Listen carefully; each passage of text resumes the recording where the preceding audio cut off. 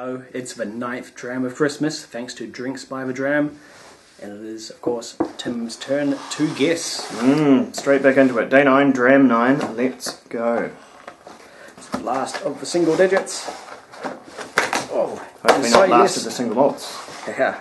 Although I'm almost beginning to read some statistics into this, because it seems to me that I've been getting the single malts and you've been assaulted by nothing but blends. So I think the calendar might be arranged in such a way that they're spacing out the blends with the singles, and we might be happening upon a pattern. So yeah. I'll make that judgment when I come to it.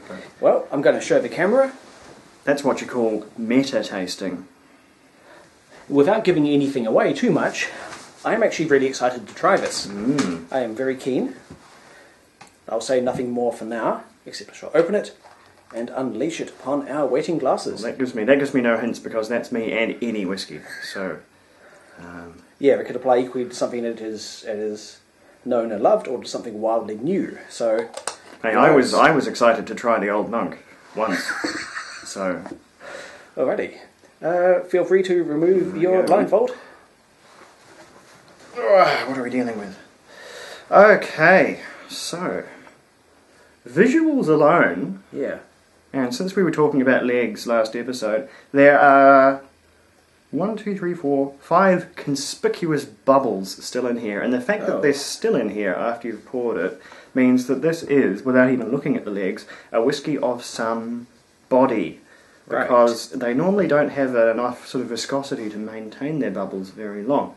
Anyway, I do like that colour. Without saying anything more about the colour, I like it. It's pleasing. It's a pleasing colour. Oh, it's a pleasing nose too.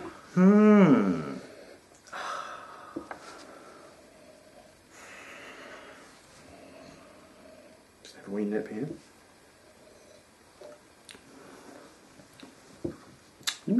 Yeah. I want to say things about this, but I'm afraid that would give things away for Tim. Interesting. Well, it is a very enjoyable flavour, though. I'm not going to make any guesses before I put water in. That's a little bit confuddling. Yeah, it's got a certain amount of delicacy to it. It's not It's pretty dry. Immediate palate hammering, brutal whiskey or anything. By the nose is pretty. It's not super sweet, but it's sort of gentle and floral, and that made me suspect the palate would follow through, but the palate's pretty dry, actually. Oh, adding a little water, that's enlivened, I think, some more florals and more fruit. It's maybe given me something important there. Right on the cusp of being sweet and dry, though, right? Balanced between the two. Yeah, first off, this I don't think is a whiskey anywhere beyond 43. I think 40 is probably more apt for this one. It just doesn't seem to have the velocity to. No, I think it's a 40.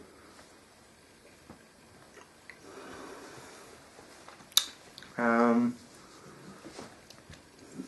think there is sherry in here, just because of some.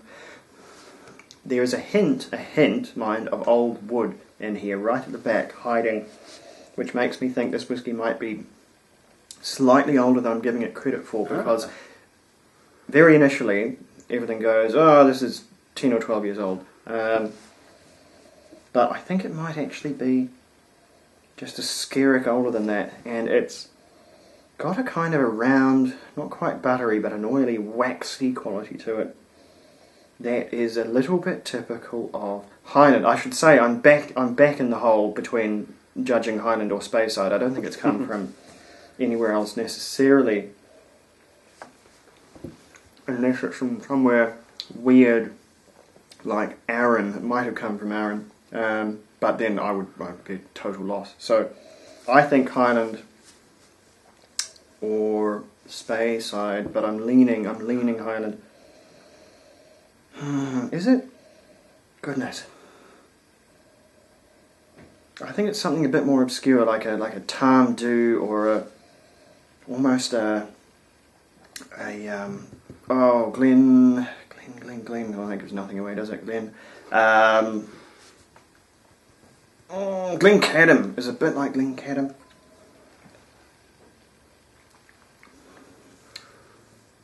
I have to say, from my previous experience with this distillery, I would not have picked this as one of theirs. Yeah. But that doesn't give much away, because after all, there are some distilleries we've It tried many, does. others we've tried It tells me few. I'm drinking an atypical whiskey, so may have given more on than you thought there. So this could be something. Either Could be atypical something. or simply at odds with the samples we've tried from this place before.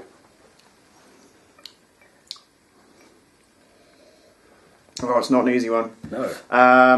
Alright, I'm going to say it's a Highland whiskey. It's single malt. And it is from...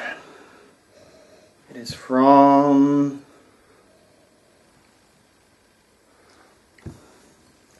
it from Tobermory?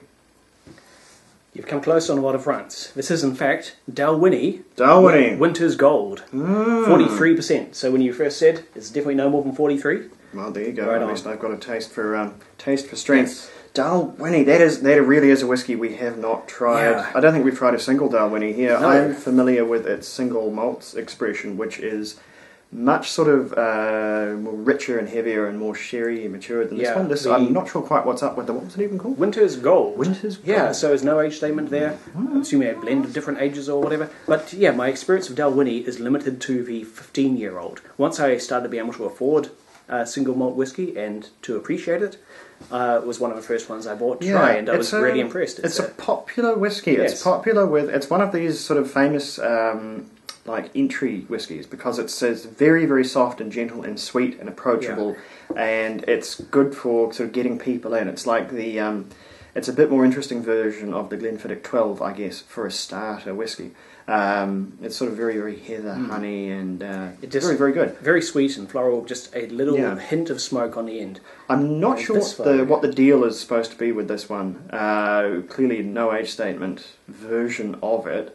Beyond that, I don't know, but I can say I prefer the 15. Yeah. I think that's got a wee bit more going on, but I probably prefer this one's price, or at least I hope I would for a no age statement Dalwhinnie version. 15 has shot up in price over the years with its rising popularity. Almost everything has, Yeah. but I'm pleased with the guesses. You picked a lot of the key details so there.